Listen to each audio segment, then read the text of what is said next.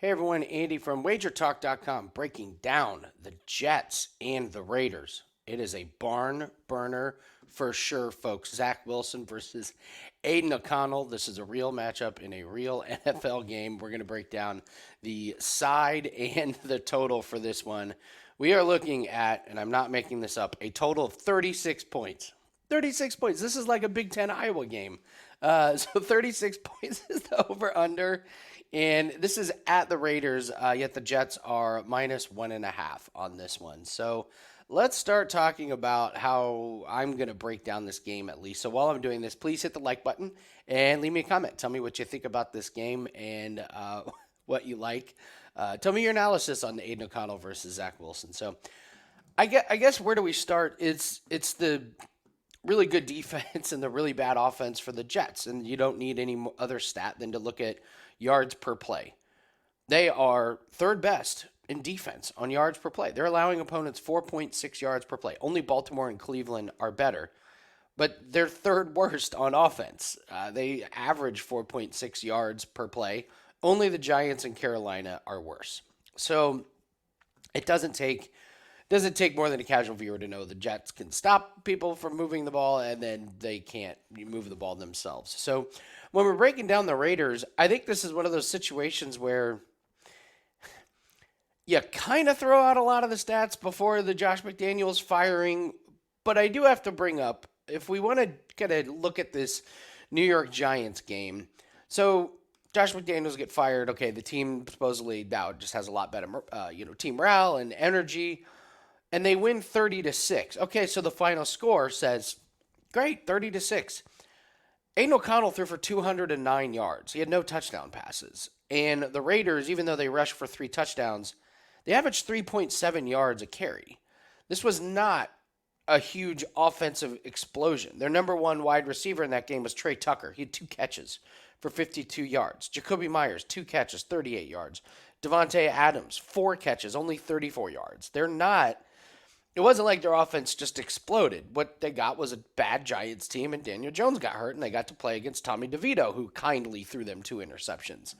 So I'm not ready to anoint the Raiders that they're completely rejuvenated and completely, have turned the corner. Are they happier? Yeah. Is it going to equate to a much better performance moving down the road? I don't know. I doubt it. I mean, they're only going to be as good on offense as Aiden O'Connell. So, when I'm looking at this game, I don't know what to make that much of, the performance against the Giants. I will say that, they only average 4.7 yards per play over the course of the season. Now, I know that's a different quarterback, but it's just still not very good. They are 15th middle of the road in yards per play allowed, so better than I thought, 5.1. So they're in there. They're tied with Detroit and Seattle and San Francisco, believe it or not, slightly ahead of Indianapolis. So, their defense not totally as bad as I would have expected. So what do we do with this game with the Jets being a -1.5 favorite and the total at 36? Well, first off, I want to tell you guys, we have a promo code that we're running this week. It's promo code ALL30, ALL30. It gets you $50 off a 30-day pass. It includes all sports.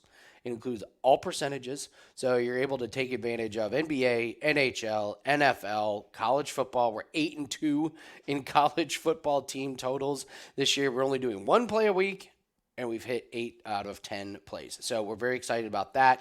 Nice cash on NBA on Monday night.